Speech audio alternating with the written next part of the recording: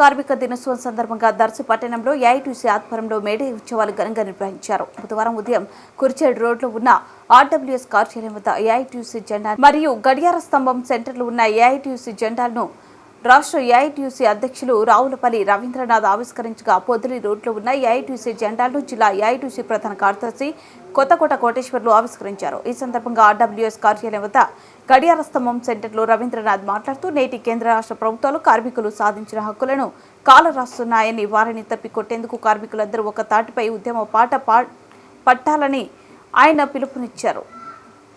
అమెరికాలోని చికాగో నగరంలో పని గంటలు తగ్గించేందుకు కార్మికులు ఐక్యతంగా సమ్మెబాట పట్టి కార్మికులు చేసిన ఉద్యమ ఫలితమే మేడే అని ఆయన తెలిపారు. ఈ కార్యక్రమంలో దర్శి నియోజకవర్గం ఏఐటీయూసీ ప్రధాన కార్యదర్శి కె హనుమంతరావు, ఉపాధ్యక్షుడు జె కోటేశ్వరరావు, ఏఐవైఎఫ్ జిల్లా అధ్యక్షుడు ఆర్ కరుణానిధి, ఏఐటీయూసీ నాయకులు కల్లూరి చిన్న ఆంజనేయులు, కాసిరెడ్డి, జీవి సుబ్బయ్య, సిహెచ్ అరుణ, సింగనకొండ శ్రీను, జె శ్రీను, ఏఐటీయూసీ అనుబంధ కార్మిక సంఘాల నాయకులు తదితరులు పాల్గొన్నారు.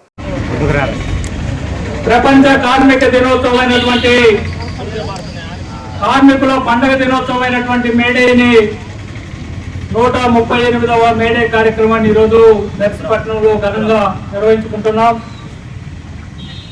ఈ మేడే ప్రాముఖ్యత కార్మిక వర్గానికి అందరికీ కూడా తెలుసు. 138 సంవత్సరాల క్రితం అమెరికా నడిబొట్టులో చికాగో నగరంలో ఆనాడు ఉన్నటువంటి కార్మికుల యొక్క స్థితిగతుల్ని పని గంటలు లేక, విశ్రాంతి లేక, తినడానికి తిండి లేక, కట్టుకోవడానికి బట్టలేనటువంటి పరిస్థితుల్లో, కుటుంబాన్ని పోషించుకోలేనటువంటి పరిస్థితుల్లో, కార్మిక వర్గం నిరంతరం పనిచేస్తున్నటువంటి పరిస్థితుల్లో అక్కడ పనిచేస్తున్నటువంటి కార్మిక వర్గం పని గంటల కోసం ఉద్యమం ప్రారంభించి ఆ పని గంటలు, ఆ 24 గంటల పని గంటల్ని 12 గంటల పని విధానం కావాలని 130 సంవత్సరాల క్రితం కార్మిక వర్గం పోరాటం చేస్తా ఉంటే అమెరికా నడిబొడ్డు చికాగో నగరంలో కార్మికుల పైన విచక్షణారహితంగా పోలీసులు కాల్పులు జరిపి ఆ కాల్పుల్లో మరణించినటువంటి కార్మిక వర్గం, కాళ్ళు చేతులు కోల్పోయినటువంటి కార్మికులు, వేలాది మంది కార్మికులు వీధుల్లోకి వచ్చి పోరాటాలు చేస్తున్నటువంటి నేపథ్యంలో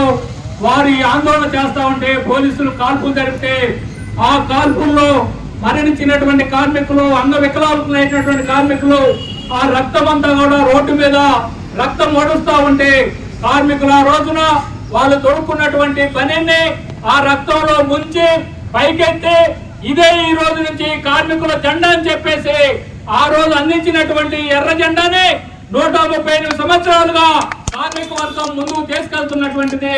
ఇదేదో ఆసామాషగా ఏసీ రూమ్ లో కూర్చొని నిర్ణయించినటువంటి, డిజైన్ చేసినటువంటి జెండా కాదు.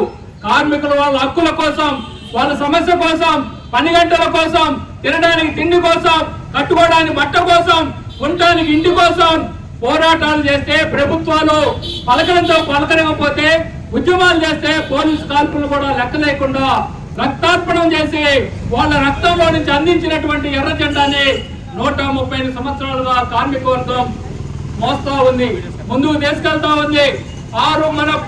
వారు ఈ రోజు ఉన్నటువంటి అనేకమైనటువంటి హక్కులకి ఆనాడు వాళ్ళు ప్రాణ త్యాగాలు చేయడం ద్వారానే ఈ విధమైనటువంటి హక్కులు ఈ రోజు మనం పొందగలుగుతా ఉన్నాం.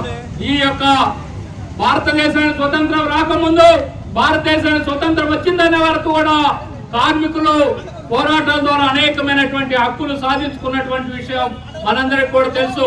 42 కార్మిక చట్టాలు కార్మికుల పోరాటాల ద్వారా బ్రిటిష్ ప్రభుత్వంలో, ఆ తర్వాత వచ్చినటువంటి స్వతంత్రం వచ్చిన తర్వాత మన ప్రభుత్వం హయాంలో కూడా 42 కార్మిక చట్టాలు మనం సాధించుకుంటే ఆ 42 కార్మిక చట్టాలని ఈ రోజు అధికారంలో ఉన్నటువంటి నరేంద్ర మోడీ 42 చట్టాలను రద్దు చేసి 4 లేబర్ కోడ్లుగా తెచ్చినటువంటి విషయాన్ని మీ అందరికీ కూడా తెలుసు. ఈ 4 లేబర్ కోడ్లకు వ్యతిరేకంగా మనందరం కూడా పోరాటం చేస్తున్నటువంటి విషయం మీ అందరికీ తెలుసు. ఆ రోజు 138 సంవత్సరాల కోసమే పని గంటల కోసం పోరాటం చేస్తే 8 గంటల పని విధానం అమల్లోకి వచ్చింది. అదే కనీస వేతన చట్టం వచ్చింది, కార్మికులు సంఘం పెట్టుకునేటటువంటి చట్టం వచ్చింది, కార్మికులు సమ్మె చేసే హక్కు వచ్చింది, పిఎఫ్ సౌకర్యం వచ్చింది, రిటైర్మెంట్ బెనిఫిట్స్ వచ్చాయి, కాంట్రాక్ట్ కార్మికులు పర్మనెంట్ చేసే అనేకమైనటువంటి ఈ 42 చట్టాలు రద్దు చేసి ఈరోజు మళ్ళా 30 సంవత్సరాల క్రితం ఏ పరిస్థితులు ఉన్నాయో నెట్టబడే విధంగా నరేంద్ర మోడీ 4 లేబర్ కోడ్లలో కార్మికుల హక్కులన్నీ కూడా కాలరాశాడు. కార్మికులు సంఘం పెట్టుకునే దానికి వీల్లేదు, సమ్మె చేసేటటువంటి హక్కు లేదు, పోరాటాలు చేయకూడదు, యాజమాన్యాలు ఏం చెప్తే అదే వినాలి అనేటటువంటి చట్టాలు ఈ 4 లేబర్ కోడ్లో తెచ్చారు. అంటే ఈ రోజు పని గంటలు మనం చూస్తున్నాం, మీరందరూ కూడా పత్రికలో చూస్తూ ఉన్నారు. 8 గంటల పని విధానం ఎప్పుడో పోరాటం ద్వారా, రక్తార్పణం ద్వారా మనం సాధించుకుంటే ఈ రోజు నరేంద్ర మోడీ గారు మళ్ళా 12 గంటల పని విధానం తెచ్చారు. ఈ 4 లేబర్ కోడ్లో 12 గంటల పని విధానం వచ్చింది. సమ్మె చేసే హక్కులు కోల్పోయాం, పారిశ్రామిక వివాదాల చట్టాన్ని కోల్పోయాం, ఈఎస్ఐ పిఎఫ్ సౌకర్యం లాంటివి కోల్పోయాం, అదేవిధంగా పెన్షన్ సౌకర్యాలు కోల్పోతున్నాం. కార్మికులకు ఏ విధమైనటువంటి భద్రత లేకుండా వీధిలో పడాల్సినటువంటి పరిస్థితి, యాజమాన్యాల పైన ఆధారపడాల్సినటువంటి పరిస్థితి. పబ్లిక్ సెక్టార్ అంతా కూడా ఈ రోజు అనేక విధాల అభివృద్ధి అయితే ఆ పబ్లిక్ సెక్టార్ అన్నింటినీ కూడా ప్రైవేటీకరిస్తా ఉన్నాడు, ప్రైవేటీకరణ విధానాల్ని అమలులోకి తీసుకొస్తా ఉన్నాడు.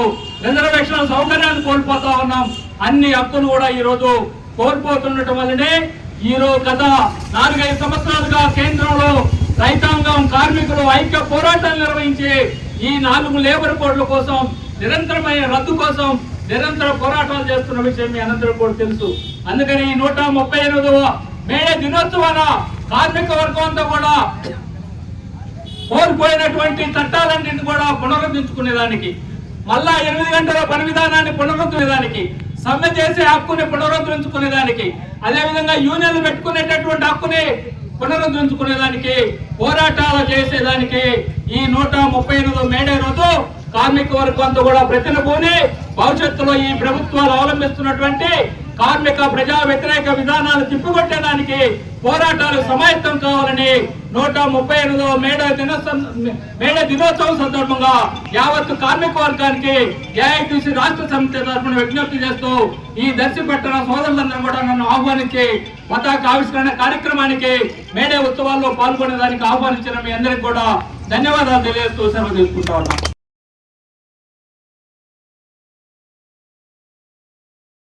దర్శి నియోజకవర్గంలో మే 13న జరిగే సార్వత్రిక ఎన్నికల్లో మీ అమూల్యమైన ఓటును సైకిల్ గుర్తుపై వేయించి టీడీపీ, జనసేన, బీజేపీ కూటమి ఎమ్మెల్యే అభ్యర్థి డాక్టర్ గొట్టిపాటి లక్ష్మి గారిని మరియు ఒంగోలు పార్లమెంట్ అభ్యర్థి మాగుంట శ్రీనివాసులు రెడ్డి గారిని అఖండ మెజారిటీతో గెలిపించాలని కోరుకుంటూ కర్ణా శ్రీను, ఏఎంసీ మాజీ వైస్ చైర్మన్ దర్శి మరియు చిమ్నా శ్రీను, సందువారిపాలెం యూత్ దర్శి.